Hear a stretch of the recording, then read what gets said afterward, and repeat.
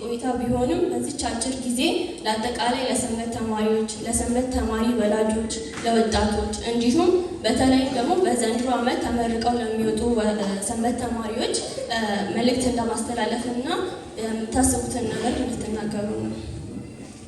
መጀመሪያ ጥያቄ የሚሆነው ለጸጋ ነው። ህፃናት ወደ ሰንበት ትምህርት ቤት ከመላክ በተጨማሪ ወላጆች በዕለት ተዕለት ኑሯቸው ውስጥ ምን ባለ የህይወት ትምህርት ቤት ሊሆናቸው ይገባል ብለሽ ታስቢያለሽ? እሺ፣ ጌታ ኢየሱስ ይመስገን። በቅድሚያ ለዚህ ፌስቲቫል ቀን ያደረሳችሁ የሰንበት ትምህርት ቤት ተማሪዎች፣ ወላጆች፣ መላው የአርባ ምንጭ አጥቢያ ቤተሰቦች እንኳን አደረሳችሁ። ኢየሱስ ይባረክ ስለሁሉም። ምክንያቱም እግዚአብሔር ይሄንን ቀን ሲያዘጋጅ ለሁላችንም ትምህርት አድርጎ ነው። ስለዚህ ኢየሱስን አመሰግናለሁ። በመቀጠል ለዚህ ኢንተርቪው የጋበዛችሁኝ ጌታ ኢየሱስ ይባርካችሁ። እጅግ አድርጌ አመሰግናለሁ። ወደ መልሱ ሲሄድ ወደ ሰንበት ትምህርት ቤት መላክ ህፃናትን ትልቁና ዋነኛው ነገር ነው። ግን ደግሞ ወደ ሰንበት ትምህርት ቤት መላክ ብቻውን ለልጆች በቂ ነው ብዬ አላስብም። ጥያቄውም የመጣው ለዛ ነው። ስለዚህ ወደ ሰንበት ትምህርት ቤት ከመላክ በተጨማሪ ወላጆች ደግሞ በቤታቸው ለልጆቻቸው የሚያስፈልገውን መንፈሳዊ ድጋፍ ሊያደርጉላቸው ይገባል ብዬ አምናለሁ። ከሁሉም ከፍ ያለውን ድርሻ መውሰድ ያለበት ለልጆች የምናደርገው የጸሎት እና ልጆችን ዝም ብለን እያበላን እያጠጣን ወደ ትምህርት ቤት፣ ወደ ሰንበት ትምህርት ቤት፣ ወደ ቤተክርስቲያን መላክ ብቻ ሳይሆን ለልጆቻችን ጸሎት እጅግ በጣም ዙሪያቸውን ሊያጥር የሚል የእግዚአብሔር ኃይል ያለበት ስለሆነ ለልጆቻችን በተለይ እናቶች ለልጆቻችን መጸለይ ትልቁን ድርሻ መያዝ አለበት ብዬ አስባለሁ እና አምንበታለሁ። ስለዚህ ዋነኛው ጸሎት ነው። ከዚህ በተጨማሪ ደግሞ በሳይንሱ መማር ሲባል ያው ስንማር ህይወታችን ነው የሚቀየረው። ስለዚህ የሰው ልጅ ደግሞ ሲማር የመማር ፒራሚድ የሚባል ነገር አለ። ከምንሰማው እንማራለን፣ ከምናየው እንማራለን፣ በህይወት ደግሞ እየኖርነው እንማራለን። ስለዚህ ከሁሉም ከፍተኛውን ድርሻ ከመስማት ሰው ሰምቶ ከመማር ሰው አይቶ ከመማር በተጨማሪ ሁለቱም ሲያያይዘው የተሻለ ይማራል ይላል ሳይንሱ። ስለዚህ እዚህ ሰንበት ትምህርት ቤት መጥተው የሚማሩት ብቻ ሳይሆን ቤት ደግሞ ሄደው ያን የተማሩትን ነገር ልጆቻችን ከኛ ማየት መቻል አለባቸው። የኛ ኑሮ፣ የኛ መውጣት መግባት አካሄድ፣ አነጋገራችን ከወንድሞች ከእህቶች ጋር ያለን መስተጋብር ለልጆች መማሪያም ጭምር ነው ማለት ነው። ስለዚህ ልጆችን ወደ ሰንበት ትምህርት ቤት ከመላክ በተጨማሪ የኛ ህይወት ደግሞ ሊያስተምራቸው ይገባል ባይ ነኝ። ከባለቤቶቻችን ጋር ያለን ህይወት፣ ያለን ፍቅር፣ እርስ በርስ የምናደርገው ንግግር ልጆችን ያስተምራቸዋል። ስለዚህ በቤት ውስጥ በጎረቤት የምንኖረው ህይወት ለልጆች ተጨማሪ ትምህርት ስለሆነ እዚህ ይሰማሉ፣ ቤት ሄደው ደግሞ ያዩታል። ያ የተሻለ እውቀት ይሰጣቸዋል። የተሻለ መቀየር፣ መለወጥ በህይወታቸው እንዲኖር ያደርጋል። ስለዚህ በህይወታችን ስንኖር ለምንናገረው እኛ ወላጆች፣ በተለይ እናቶች፣ አብዛኛውን ጊዜ እናት ናት ብዙ የምትናገረው ይባላል። እንዳጋጣሚ ሆኖ እኔ ግን ብዙ አልናገርም።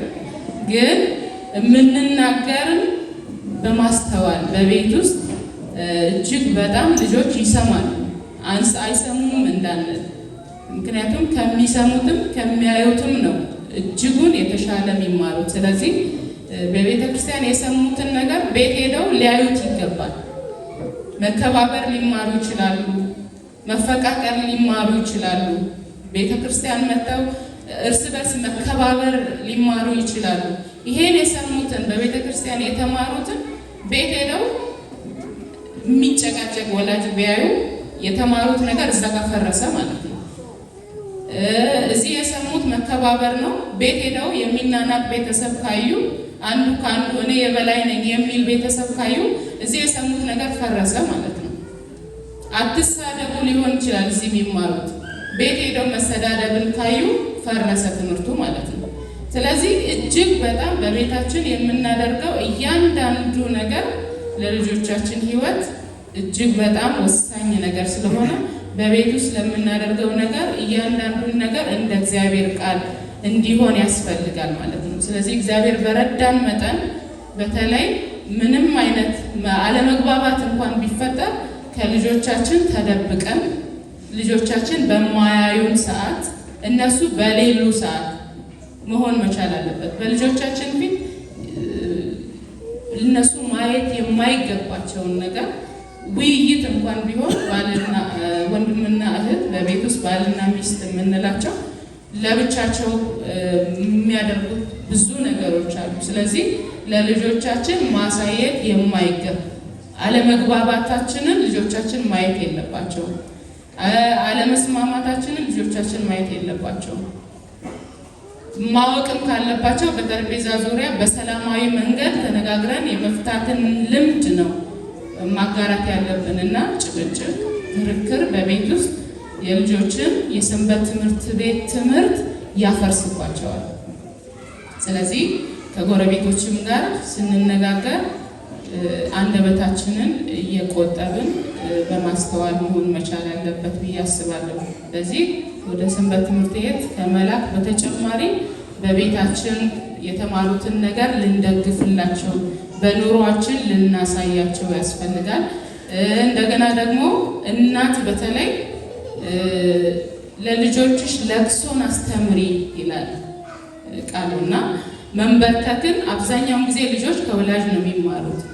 ብዙውን ጊዜ ለጸሎት ቅርብ የሆነችው እናት ናት ብዬ አስባለሁ። ስለዚህ እንባን ተንበርክከን እንባን አንዳንዴ የኔ ልጅ ሕፃኗልና እንዲህ ስንጸልይ እንደምናለቅስ ያያልና ሰው በሌላ ጉዳይ ለቅሶ ቤት አንዴ ወደ ቸርች ስንመጣ መንገድ ላይ ቀብር አየን ማለት ነው። ስለዚህ ለምንድን ነው እነዚህ ሰዎች የት እየሄዱ ነው አለ።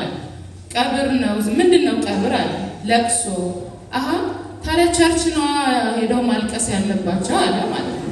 ስለዚህ እሱ የሚያውቀው እንባ ቤተ ክርስቲያንና ሰው ለጸሎት ሲበረከክ የሚያደርገውን ለቅሶ ነው የሚያየው። እና ምንድን ነው የተገነዘቡት? ለካ እያንዳንዱ የምናደርገውን ነገር ልጆች ያያሉ፣ የት እንደምናለቅስ ያያሉ ማለት ነው። ስለዚህ በዚህ ውስጥ እኔም ለራሴ ትምህርት ወሰድኩኝ ማለት ነው፣ እጅግ መጠንቀቅ እንዳለብኝ እና ለልጆችሽ ለቅሶን አስተምሪ ይላል ቃሉም እና ማልቀስን መንበርከክን ልጆቻችን ከኛ ነው የሚማሩት። እያንዳንዱን ነገሮቻችንን ያያሉ ማለት ነው። ስለዚህ እግዚአብሔር በረዳን መጠን በልጆቻችን ፊት የምናደርገውን ነገር ልንጠነቀቅ ይገባል ማለት ነው።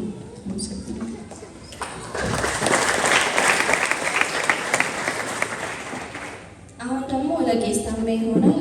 የሰንበት ትምህርት በህፃናት መንፈሳዊ እድገት ላይ ምን አይነት አስተዋጽኦ አለው ብለው ያስባሉ? አመሰግናለሁ። እንግዲህ የሰንበት ትምህርት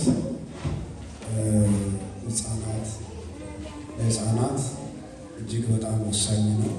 በተለይ በቤተ ክርስቲያን ውስጥ ተወልደው ያደጉ የቤተ ክርስቲያን ልጆች የሰንበት ትምህርት የተማሩ ልጆችና የሰንበት ትምህርት ያልተማሩ ልጆች በመካከላቸው ከፍተኛ ልዩነት ነው ያለው።